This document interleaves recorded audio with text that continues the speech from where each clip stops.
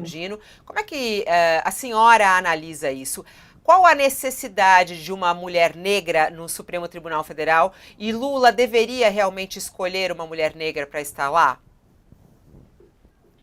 Bom, dizendo um pouco do meu lugar de fala, eu evito usar essa expressão, mas eu vou ter que usá-la agora, e parafraseando alguns dogmas, digamos assim, trazidos por quem está mais envolvido nesta condição, um corpo negro num espaço de poder, ele não precisa dizer mais nada. E nós temos muito poucos corpos negros em espaço de poder efetivo. E um corpo negro num espaço de poder, ele geralmente leva consigo não só a temática da ancestralidade, a temática da luta, a temática da resistência na travessia, porque nós que estamos aqui somos os resistentes, né? Os existentes que resistiram à travessia. Mas ele consegue levar um ponto de vista, um olhar que vai atingir a população que hoje vem subrepresentada nesses espaços. Nós temos hoje o maior tribunal do Brasil, onde apenas duas mulheres estavam ali vindicando um trabalho representativo do gênero feminino. As duas brancas, duas excelentes juristas, aliás, com qual eu comungo bastante, respeito bastante os posicionamentos. A saída de uma dessas mulheres, por si só, já determina que uma outra mulher precise ocupar esse cargo. Agora nós estamos em 2023 com um governo declarado progressista e que tem um compromisso com o seu eleitorado, e não só para com o seu eleitorado, mas para quem não foi eleitor também, com esse progressismo e com esta melhora na adequação do sistema e na representatividade de gêneros e de povos. Não há um outro momento que não esse para que nós tenhamos uma ministra negra no STF. É preciso que ela seja mulher, é preciso que ela seja negra, para que realmente haja um mínimo percentual de representatividade que ainda não vai atingir o que nós precisamos, né?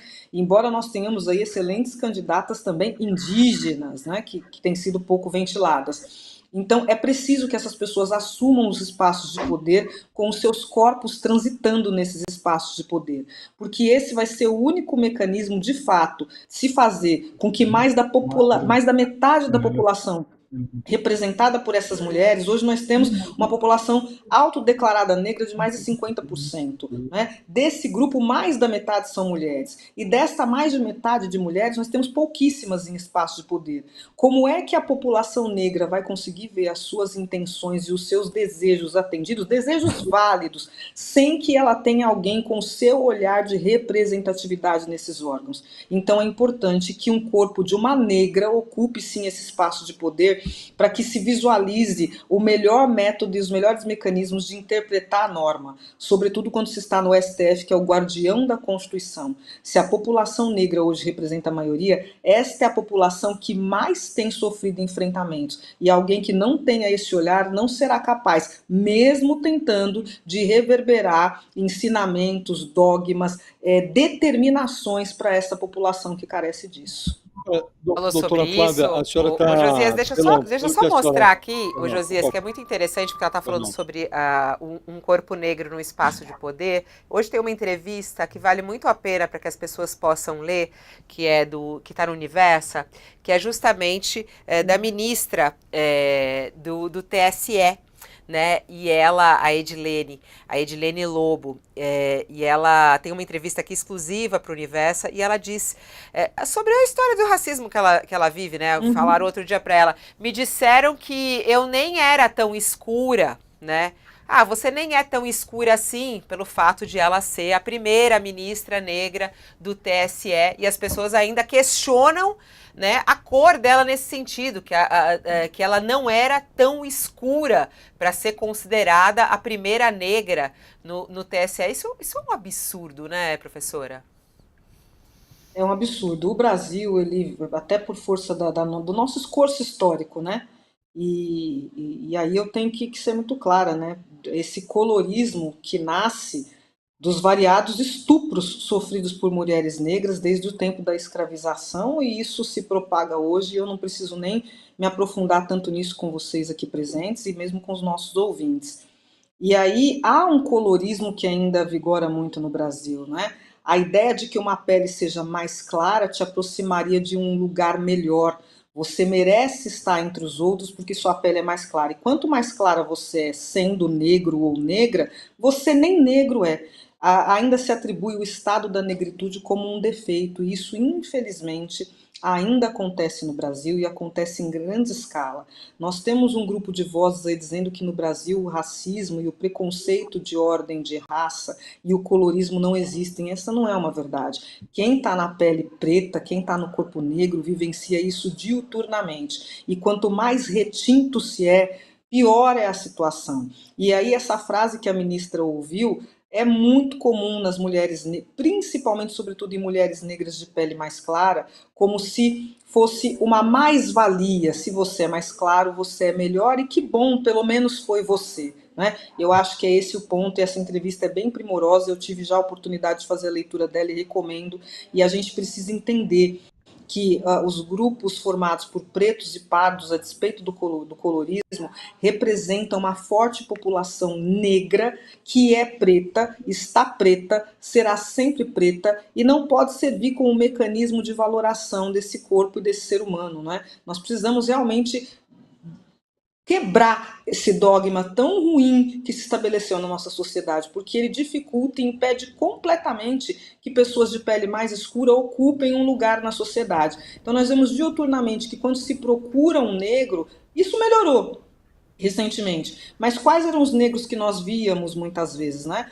Eram pessoas de pele mais clara, geralmente as mulheres com cabelos longos e lisos, e que representavam muitas vezes um ideal embranquecido de negritude, como se para ser um negro que funcione, letrado, que tenha condição de fala, seja preciso atender a essas questões de códigos de vestimenta e de código de aparência. Então a gente precisa urgentemente entender que a imagem que cada um produz é sua, ou a maneira como cada um milita é seu, e essas dificuldades precisam ser rompidas a despeito do tom da nossa pele, até porque no Brasil há muita gente de pele retinta e que forma uma maioria da nossa população.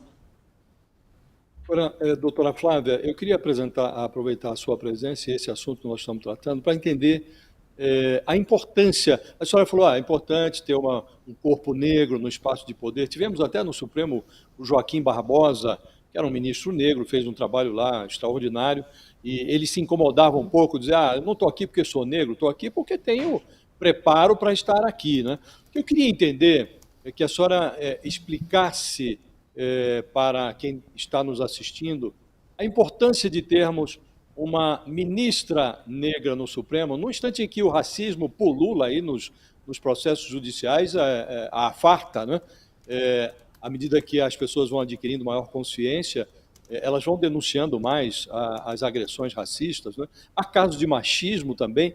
Nesse ponto de vista, qual seria a importância de ter uma mulher, eventualmente uma mulher negra, neste espaço, para um olhar diferente, para lançar um olhar diferente sobre esses processos, os processos nos quais estivesse se discutindo questões sobre o racismo, sobre machismo, eventualmente sobre questões privadas, da vida privada, como fez a ministra Rosa Weber num voto primoroso que deu sobre o aborto. Não é?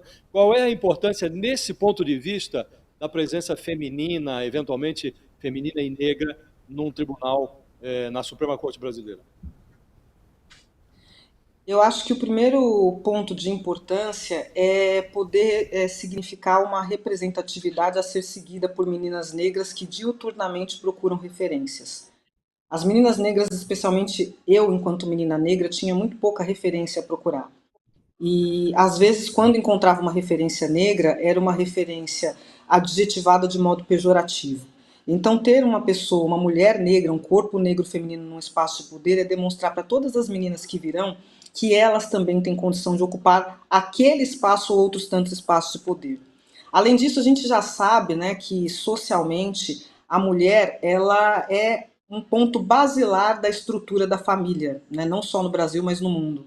E quando a gente tem num país um grupo maior formado por mulheres negras, a gente também consegue enxergar que o caminho daquela família, que é a rota que aquele grupo traça, normalmente é dimensionado e é aberto por esta mulher negra.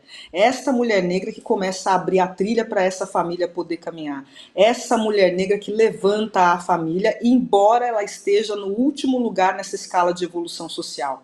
Porque a mulher negra ela tem um lugar muito difícil, né, para transitar. A mulher negra é atravessada por opressão, por violência, como você bem falou, por machismo, por sexismo às vezes e por uma observação extremamente negativa da sociedade quando se pensa no corpo da mulher negra e para que ele tem serventia, não é? Olhando ela de um ponto de vista absolutamente erotizado. Então, quando uma mulher negra ela é capaz de ascender por circunstâncias da sua formação para além daquilo que quiseram nos atribuir, né, como corpos bonitos e curvilíneos, ela vai conseguir demonstrar que é possível ser bonita, ser curvilínea ou não, se é que a beleza está só num corpo curvilíneo. Eu particularmente não acredito nisso, eu acho que hoje nós temos muitas formas de beleza por aí, mas que essa estética que se mostra por aí, ela não é a única coisa que vale, que outros caminhos podem ser trilhados por uma mulher negra, e essa mulher negra, quando ela levanta, mesmo se ela não quiser, ela puxa uma outra mulher negra que puxa uma família inteira. Na fila social, como eu ia dizendo, e eu respeito muito a fala do Joaquim Barbosa, eu também acredito que tecnicamente ele era fantástico, é fantástico, né? Ainda está entre nós aí, tem um trabalho primoroso e estava lá por merecimento. O que nós precisamos admitir é que o merecimento entre o povo negro, existem pessoas dentro da negritude com tanta ou mais capacidade do que tantas outras pessoas brancas. Acontece que nós fomos todos colocados dentro de uma sala por forma do chamado pacto da branquitude, como bem requer Cida Bento, né? Há um pacto que acaba levando pessoas, talvez até com menor qualidade técnica, adiante, enquanto os negros ficam atravessados por uma ruptura que não lhes permite caminhar. E a mulher negra, ela vem atrás do homem branco, atrás do homem preto, atrás da mulher branca, e por último ela está naquela escala. Então o degrau para ela é muito mais difícil, a escada está toda desmontada e ela tem ainda que fazer força para subir. Então, quando a gente propicia que essa mulher negra chegue a um alto cargo de alto escalão, a gente leva muitas milhares de outras mulheres jovens e meninas com ela, que vão começar a olhar para o futuro e perceber que é possível quebrar esse ambiente de tanta opressão com dificuldade, mesmo com a possibilidade hoje difícil, mas que existe, de uma mulher negra assumir o STF. Nós vamos ter ainda muitas mulheres negras por alguns anos lutando para tentar algum equilíbrio, porque nós temos uma dificuldade social muito grande nesse sentido, né? Há aí algumas pesquisas que apontam que seria necessário quase mais de 100 anos para trazer o equilíbrio para uma geração de mulheres negras comparada com as mulheres brancas. Então, ter esta mulher negra assumindo um espaço de poder, sobretudo na maior corte do Brasil, que é a guardiã da nossa Constituição Federal, é realmente emblemático para falar em lugar do negro e da negra e para que ele possa estar em qualquer lugar. Para que se observe que é possível sim, que existimos, que estudamos, que produzimos, que temos mentes brilhantes e que temos capacidade para estar lá e somos negros. Eu acho que esse é o ponto e é importante levar a negritude sim. O professor